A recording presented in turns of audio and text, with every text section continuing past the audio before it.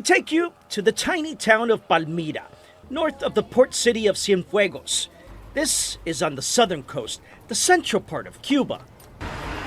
Dave Alemán is back on the island, lives in this modest home with his parents. Sí, porque ese es muy chiquito. Here he is, helping his mother hang clothing, thinking, of course, of what he left behind. This new Trump administration has affected the Cuban community greatly. There has been huge impact on the Cuban community, especially in Florida, and we're gonna see the impact in today's video. So we're gonna start with this video of this man from Florida who decided to self-deport to Cuba, and then we're gonna go to Cuba and see how the ICE detainees who are Cuban are received in a Cuban airport. Now, enough talking, let's just continue with the video. Este regreso es una de las decisiones más difíciles de mi vida. In this exclusive interview, Alemán tells us returning to Cuba is one of the toughest decisions in his life. You see, Alemán self-deported just days ago. Tickets in hand. Our camera's there when Alemán had to say goodbye to his family. 7 years ago, Alemán crossed the southern border, has lived in Florida with an I-220B, a deportation order that never became effective. Él no tiene ningún récord criminal, él lleva 7 años haciendo las cosas bien. His wife says Alemán does not have a criminal record, has done everything right. But they say at an appointment with immigration officials, he was told if he did not self-deport, he would never be able to enter this country again. Because his wife and daughter are both U.S. citizens, he does have a family petition pending. But the challenge here is, Daddy! His 2-year-old daughter has a heart defect and has undergone an open heart surgery with more pending surgeries to come. Her health condition remains delicate. Daddy! Daddy! But for now, she'll have to live without Daddy, with the hopes he'll return one day. Estás comiendo la papa. ¿Qué tú estás comiendo, hijo? Technology helps them stay in touch. A smiling little girl who geographically is so close, but one this father cannot reach out and hug. Lo que quisiera es que poder regresar. No surprise, this father wants to come back. Now, I normally joke around with, with these videos, especially because, most Cubans voted for this administration, but this kind of broke my heart. Like it really did, especially seeing the daughter calling out to dad. It is quite sad, I normally in other videos I will be, playing the song, Voy a votar por Donald Trump, that song. But in this case, like, I'm a human being, they're a human being, and on a human level, this was quite sad. Now, the guy does have he did have a deportation order. I guess that's why he's leaving. He decided to self-deport. Hopefully, he'll be able to come back with, through the marriage, because his family are citizens, I believe. He has a pending case, like they said.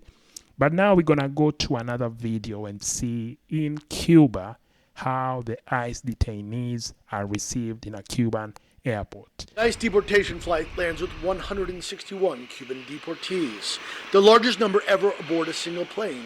Officials here tell me all return to their homeland in shackles.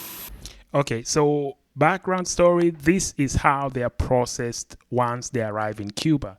Now, most of these people, how ICE now is doing the ritual, handcuffing people, and it's all for the media, for the play. It's like a drama, like they have to create it so that, for optics. That's it. It's all optics. So most of these people are being deported by ICE. It's quite, it's sad, because this is a Cuban community that really supported Trump, and now I guess they did not expect this to happen to them. I've been around so many Latins, and normally the Cubans somehow believe they are different from other Latins because of the relationship that America had, but now the TPS program is ended, and now they're being treated like other Hispanics, and I'm sure it's quite a shock for them. But let's continue, and I'll give my commentary towards the end. For decades, Cubans arriving in the U.S. were considered refugees fleeing communism and received preferential immigration status. But under President Trump's second term, their political fortunes have shifted radically. Potentially tens of thousands now face the threat of deportation. This is the first time the Cuban government has allowed international media to film the arrival of a U.S. flight transporting their deported citizens. This enormous plane that has just landed behind me is full of Cuban deportees. For many of them, it'll be the first time they touch Cuban soil in years. And despite the fact that U.S.-Cuban relations are at their worst point in decades, these deportation flights have continued. The deportees are unshackled and disembark the plane, a few at a time, to begin reprocessing. This man complains to us that he had tight handcuffs on for hours and lost feeling in his arms and legs. Immediately, we notice a woman coming off the plane who is visibly distraught. We are only able to ask the woman, Yudierkis Reyes, a few questions before her reprocessing begins, but the story she tells us is chilling. They left behind my 2-year-old daughter. I lost her, she tells me, referring to ICE officials. They told me the girl was American and could not leave the country.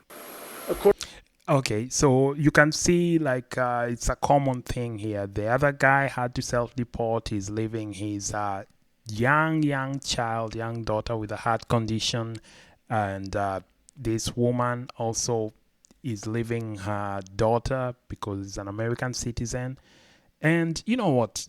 I said I was gonna give my commentary at the end. Let me shut up and let's continue the video. I'll give my commentary at the end. According to Reyes, she was arrested in June during a routine check-in with ICE in Nebraska, where she was living with her U.S.-born daughter.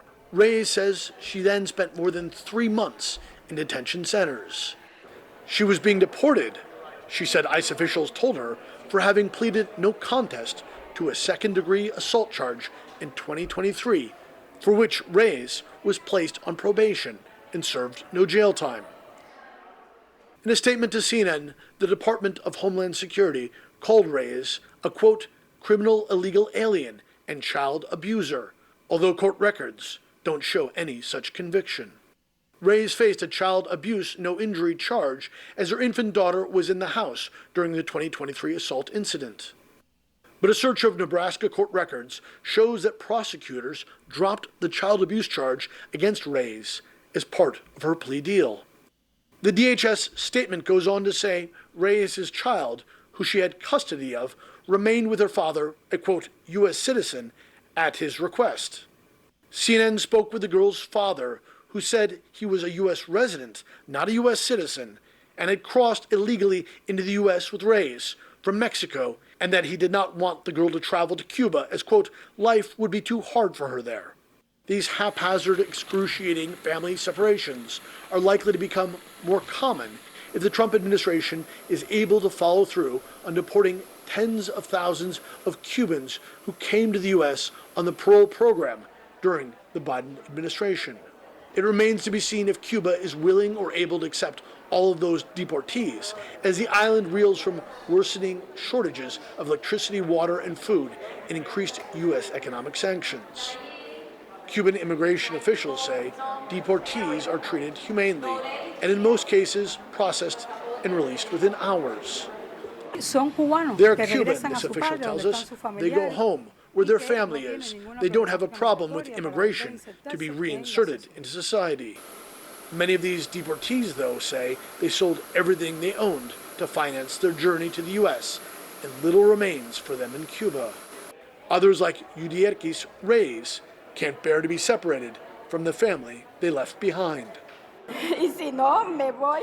If I don't get her back, I'm going, she says. I hope Cuba doesn't ask for me back. No country. They will have to let me go. Whatever amount of time I have to be locked up, I will be. Okay, so basically that's the video. She said that she is gonna come back no matter what.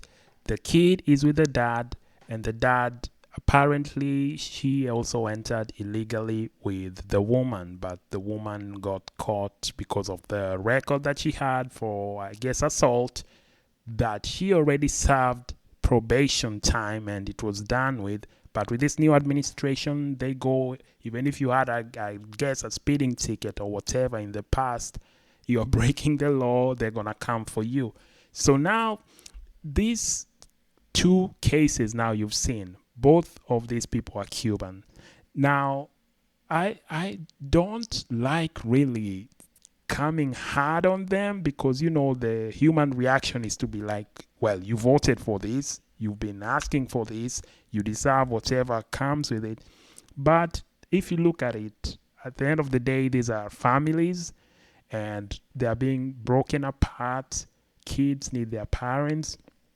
And it's just sad overall. Just let me know in the comments, what do you think should be done? Should the administration be going to even people who've already served their time, like her, she did her probation, there was no child abuse, that was or dismissed by the prosecutors.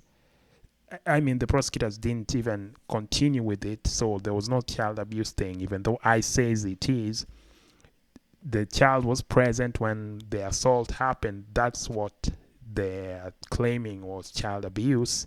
But anyway, let me know in the comments, do you think the ICE should be going after people even with who have served time, or they should just let them process and become legal?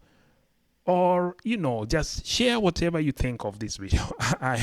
Today I am not myself. I'm not gonna be making fun and all these things. But if you like the video, consider liking, subscribing, and of course share this on all the networks. I'll see you. Oh my goodness, all the networks! Wow! All the networks!